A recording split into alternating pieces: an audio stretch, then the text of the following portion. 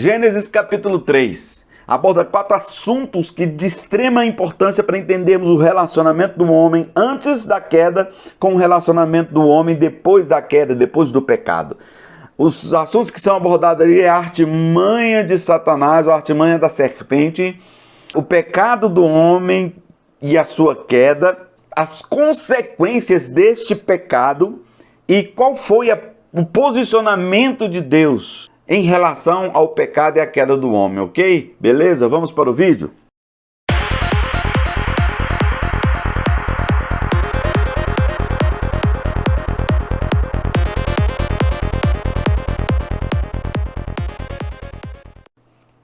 Então, o capítulo 3, ele está ligado a essa ordem de Deus que estamos vendo aí na tela. No verso 16 e 17 do capítulo 2. Lá Deus deu uma ordem. Qual foi a ordem que Deus deu? E ordenou o Senhor Deus ao homem, dizendo: de toda árvore do jardim comerás livremente, mas da árvore do conhecimento do bem e do mal, dela não comerás, porque no dia em que dela comeres, certamente morrerás. Aqui Deus dá uma ordem. Adão e Eva podiam comer de todas as árvores que existiam no jardim. Mas Deus fez restrição, uma restrição esperando uma obediência. E não era uma restrição por maldade, não era uma restrição porque Deus queria privar Adão e Eva de algo, mas era uma ordem, uma restrição de proteção para que o homem permanecesse na presença de Deus. Mas o que aconteceu? Quando a gente vai... Gênesis capítulo 3, do verso 1 ao 5, a gente vai ver o primeiro assunto acontecendo no capítulo 3 do livro de Gênesis, que é a artimanha da serpente. Aqui, neste momento, tem algumas pessoas que creem que o diabo se transformou numa serpente e conversou com Eva, e outras pessoas, outros teólogos acreditam que o diabo incorporou na serpente e usou ela. Tanto faz, a gente não precisa ficar se detendo a esse detalhe, porque mesmo nós não vamos saber qual que foi, com certeza, o que aconteceu lá. E aí, o que ele faz? Ele, no versículo 1 aqui, ó, que eu coloquei, a pergunta que gera dúvida. Ele faz uma pergunta que gera dúvida, ele faz um questionamento em relação ao que Deus fala, em relação à ordem de Deus. Ele coloca em xeque-mate a ordem de Deus. E aí ele fala o quê? Lá no versículo 1, ele faz a seguinte pergunta para Eva: é assim que Deus disse? Não comereis de toda a árvore do jardim? É uma pergunta para desestruturar Eva.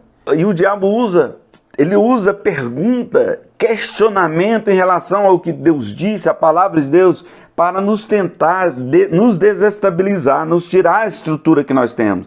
Por exemplo, com Jesus, ele tentou fazer a mesma coisa. Lá no capítulo 4 de Mateus, do verso 1 a 11, fala sobre a tentação de Cristo. Quando ele terminou de jejuar, ele teve fome. E aí o diabo fala o quê? Olha, se tu és o Filho de Deus, manda que essas pedras se tornem em pães, se transformem em pães. Né? Para quê? Para gerar em Cristo uma dúvida. Não, vou fazer um teste com Deus. Será que eu sou filho de Deus mesmo? Vou ordenar que essas pedras transformem em pães. Se ela não transformar, eu não sou filho de Deus. Era essa a intenção do diabo. E Jesus dá uma resposta para ele. Nem só de pão viverá o homem, mas de toda a palavra que sai da boca de Deus. E aí teve mais 2 tentações que eu não vou comentar, mas eu só quero que a gente fique atento com isso. Que o diabo, ele vai tentar nos desestruturar. E lá ele tentou fazer isso com Eva, perguntando para ela, foi isso que Deus disse? Né? E ela respondeu, sim, do fruto da árvore do jardim comeremos. Mas, olha só, no verso 3 ela dá uma resposta que não está 100% de acordo com o que Deus disse. Por quê? Porque ela fala, mas do fruto da árvore que está no meio do jardim, disse Deus, não comereis dele, nem tocareis, para que não morrais. Aí aqui tem 2 coisas que eu quero levar você a pensar. Ela falou que da árvore que estava no meio do jardim. Quando a gente vai lá para o capítulo 2, verso 9, fala assim, olha, o Senhor fez brotar da terra toda a árvore agradável à vista e boa para comida, e a árvore da vida no meio do jardim, e a árvore do conhecimento do bem e do mal. Então, o que o texto 9 indica que a árvore da vida também estava no meio do jardim. E aqui ela só faz a referência da árvore que estava no meio do jardim. Se ela tivesse um conhecimento íntegro da ordem de Deus, ela tinha falado, olha, eu não posso tocar na árvore do conhecimento do bem e do mal, mas eu posso comer de todas as outras. Então, eu entendo aqui que por causa dessa resposta dela incompleta, que Lúcifer, através da serpente, e chamou Deus de mentiroso, falou, ó, certamente não morrerás. Deus mentiu para você quando ele falou que você ia morrer. Certamente você não vai morrer. Mas no verso 5 aqui, ó, é porque Deus sabe que no dia em que dela comeres, se abrirão vossos olhos e sereis como Deus, sabendo o bem e o mal. Aí ela gerou o desejo completo. Primeiro ela gerou dúvida. A serpente gerou dúvida. O diabo gerou dúvida no que Deus tinha dito. Falando que aquilo que Deus tinha falado, que era morrer, não ia acontecer. Depois ela gerou um desejo para a pessoa, para a Eva, querer a árvore. E o desejo foi, você será como Deus, conhecendo o bem e o mal. Depois desse despertar de Eva, o que aconteceu? A queda. Como que foi a queda? Como que aconteceu a queda do homem? Como que aconteceu o pecado de Adão e Eva? Primeiro no verso 6, o desejo e o pecado. O verso 6 fala assim, ó, e viu a mulher que aquela árvore era boa para se comer. Gente, ela via a árvore todos os dias, mas porque não tinha sido questionada em relação à árvore, o que ela fez? Não percebeu, mas depois que veio o questionamento da serpente em relação à árvore, ela passou a ver que a árvore era boa para se comer e agradável aos olhos e árvore desejável para dar entendimento. Então ela tomou do seu fruto e comeu, e deu também ao seu marido, e ele comeu. Aqui neste momento, Adão e Eva, eles desobedecem a Deus, e eles comem do fruto da árvore do conhecimento do bem e do mal. E aí, imediatamente, no verso 7, vergonha e autojustificação. No verso 7 diz, então foram abertos os olhos de ambos, e conheceram que estavam nus. E eles já estavam nus. Eles já viviam no jardim do Éden e já estavam nus. Mas eles não se envergonhavam. Mas a partir do momento que comeram o fruto do conhecimento do bem e do mal, começaram a sentir vergonha um do outro. E aí, no restante do versículo, fala que e cozeram folhas de figueira e fizeram para si aventais. Ou seja, eles costuraram folhas de figueira para se proteger, para proteger a sua nudez. Verso 8 e 9. A hora da visitação. Tudo indica que Deus, de tempos em tempos, visitava Adão e Eva no jardim do Éden. Deus passeava no jardim do Éden e conversava com Adão. Esse é o entendimento que nós temos aqui. Quando a gente vê o verso 8...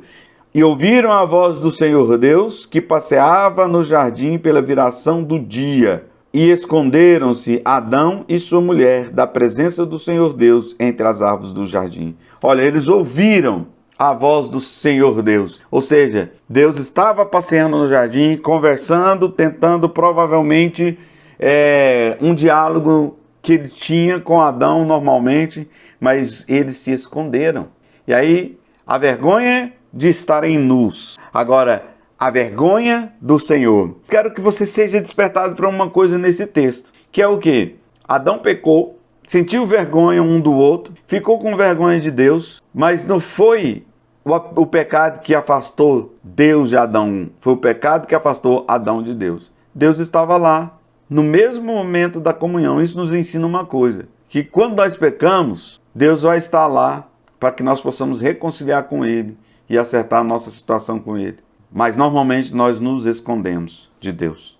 Então lembre-se, Deus não vai se afastar de você. Ele vai estar lá, esperando você, no mesmo horário que Ele costuma ter comunhão com você. Verso 7, e chamou o Senhor Deus a Adão e disse, onde estás? Uma coisa interessante, Deus é onisciente, Deus é onipresente. Deus é onipresente, Ele viu a hora que Adão pecou. Deus é onisciente, Ele sabia Ele tem todo o conhecimento. E por ele ser onipresente, ele também sabia onde Adão estava escondido. Mas ele pergunta, onde estás? Adão, onde tu estás? Aí vem as consequências da queda. Primeira consequência, vergonha de Deus. Verso 10 e 11, quando Deus chama Adão, fala, no verso 9, fala, onde estás? Ele responde, ouvi a tua voz soar no jardim, temi, porque estava nu e escondi-me. Primeiro estiveram a vergonha entre eles, cobrindo a nudez. Agora, quando Deus estava presente, ele ficou com vergonha de Deus e escondeu de Deus. E aí Deus pergunta para ele, quem te mostrou, Adão, que estavas nu? Comeste tu da árvore que te ordenei que não comeste? Deus sabia, gente, que ele tinha comido. Mas Deus queria um posicionamento de responsabilidade. Mas aí o que acontece? Verso 12 e 13 aqui, ó, transferência de responsabilidade. Ninguém assumiu a sua responsabilidade. Primeiro Adão fala, então, Senhor, a mulher que me deste por companheira, ela me deu da árvore e comi. A tua mulher que o Senhor me deu, foi ela que me deu do fruto, eu comi? A culpa é dela. Aí o Senhor vai e fala, por que fizeste isso, Eva? E Eva então respondeu para Deus, a serpente me enganou e eu comi. Adão não assumiu a sua responsabilidade. Lembrando que Deus lá no capítulo 2 de Gênesis, verso 15, Deus coloca Adão, ele fala assim, aí tomou o Senhor Deus um homem e o pôs no jardim do Éden para o lavrar e o guardar. A responsabilidade de lavrar, de cuidar da terra e de guardar o jardim do Éden era de Adão. A serpente, o diabo entrou no jardim porque Adão não guardou. Mas tudo bem. Mas se ele tivesse assumido a responsabilidade, não sei, talvez Deus tinha feito diferente. Falando, Senhor, eu pequei, me perdoa. Eu comi da árvore lá, a Eva comeu, nós fomos enganados. Me perdoa. Não, ele simplesmente não quis assumir a responsabilidade. Ninguém sabe se Deus ia mudar de posicionamento em relação à queda do homem, porque ele tinha um propósito. E o propósito dele era ter uma humanidade. E aconteceu que Adão e Eva pecou. A partir do verso 14, começa a vir as consequências agora sobre os três personagens do capítulo 3, da serpente, de Adão e de Eva. A primeira consequência que tem é sobre a serpente. Verso 14. Então disse o Senhor à serpente, porquanto fizeste isto, maldita serás mais que toda a fera, e mais do que todos os animais do campo. Sobre o teu ventre andarás, e pó comerás todos os dias da tua vida. Bom, eu quero só levantar um pensamento aqui, um ponto de interrogação. A consequência da serpente foi que ela rastejaria, e do pó comerás todo dia. Ou seja, rastejar e comer pó. Então a serpente tinha pernas ou asa? Não sabemos, mas ela não rastejava. No verso 15, porém inimizade entre ti e a mulher, entre a sua descendência e a descendência da mulher. A descendência da mulher te ferirá a cabeça e tu lhe ferirás o calcanhar. Então olha só, este versículo 15 é a primeira profecia que fala sobre Cristo. E não era outro, estava falando de um só. Então, quando a gente vai para o livro de Gálatas, capítulo 3, versículo 16, nós vemos lá que a descendência lá está falando, o descendente aqui do versículo 15 está falando de Cristo Jesus. Sobre a mulher, qual foi a consequência? Verso 16, e a mulher disse, multiplicarei grandemente a tua dor e a tua conceição. Com dor dará a luz a filhos. Agora vem uma outra pergunta. Eva teve filhos antes da queda? Porque para ela saber que era uma maldição, para ela se lamentar da consequência de ter filhos com dores de parto, ela teria que ter tido filhos sem dores de parto. E a outra consequência sobre a mulher, e o teu desejo será para o teu marido, e ele te dominará. Por que Deus colocou isso? Colocou o desejo para a mulher, da mulher para o seu marido, e que o homem ia ter governo sobre a mulher. Para não acontecer que quando Deus vir cobrar, alguém jogar a bola para o outro. Agora, quando Deus vir cobrar, ele vai cobrar de quem? De quem tem um governo. Quem que tem um governo? O homem. Deus não vai perguntar para Eva, Eva, por que você fez isso? Ele vai perguntar, homem, por que você não governou bem a sua casa? Não, mas foi a mulher. Não, mas o governo é seu. Não, mas foi meu filho. Não, mas o governo é seu, homem. Você é o cabeça, eu te constituí como cabeça. Se não está dando certo, a responsabilidade é sua. Agora Deus tem de quem cobrar. Por isso que uma das consequências foi essa. Consequências sobre Adão, verso 17 ao verso 19. Primeiro, porquanto deste ouvido a voz da tua mulher e comeste da árvore do que te ordenei, dizendo, não comerás dela. Primeira coisa, maldita é a terra por sua causa. Sobre Adão, verso 17 aqui. Primeira maldição, a terra seria amaldiçoada por causa de Adão. Com dor comerás dela todos os dias da sua vida.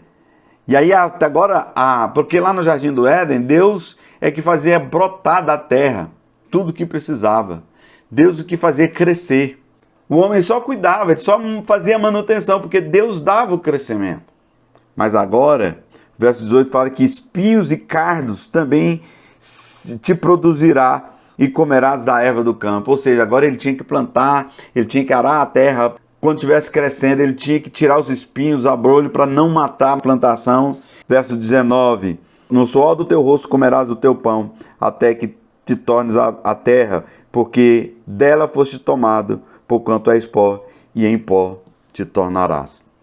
E aí vem as consequências final, do verso 21 até o verso 24. Verso 21 fala uma coisa interessante. E fez o Senhor Deus a Adão e a sua mulher túnicas de peles e o vestiu. Lembra lá no verso 7 que eles cozeram folha de figueira para se cobrir, para cobrir a sua nudez? Folha de figueira, gente, quanto tempo ela ia durar antes de rasgar? Por mais que ela fosse resistente. Talvez Adão ia ter que fazer 2, 3 vezes por dia aquelas folhas de figueira para cobrir sua nudez. Isso mostra que a nossa autojustificação é falha. Nós nunca vamos conseguir nos justificar diante de Deus. E o que Deus mostra nesse versículo 21? 2 coisas. É Ele que nos justifica e por meio de derramamento de sangue. Porque Ele teve que matar um animal para tirar a pele para vestir Adão. A Bíblia fala que sem derramamento de sangue não há remissão de pecado. Então disse o Senhor Deus, verso 22. Então disse o Senhor Deus, eis que o homem é como um de nós, sabendo o bem e o mal. Ora, para que não estenda a sua mão e tome também da árvore da vida e coma e viva eternamente, como um homem decaído no pecado, o Senhor Deus os lançou para fora do jardim do Éden. Foi lançado para fora, lugar de delícia, de prazer, o homem perdeu por causa do pecado, por causa da desobediência. Foi lançado para fora do Éden, para lavrar a terra de que fora tomado. Olha só, a decisão de Deus foi radical. Lançou Adão para fora do jardim do Éden, diz no verso 23. E para a gente concluir no verso 24, e havendo lançado o homem para fora, pôs querubins ao oriente do jardim do Éden e uma espada flamejante que andava ao redor para guardar o caminho da árvore da vida. Então Deus não aceitou, Deus não passou a mão na cabeça de Adão, mas Deus cumpriu aquilo que ele estava falando na sua palavra. Lançou para fora do jardim do Éden, colocou uma espada flamejante e um querubim para guardar, para que um homem não tocasse mais na árvore da vida em pecado. Amém? Deus abençoe vocês. Pessoal, terminamos mais um vídeo, beleza? Se gostou, dê o seu like, compartilhe com outras pessoas se você acha que foi edificante. Aqui tem 2 vídeos que eu já postei, assistam os vídeos. Eu te peço para assistir desde o primeiro, porque é uma sequência de estudo esse de Gênesis. Beleza? Deus abençoe a vocês. Até o próximo vídeo.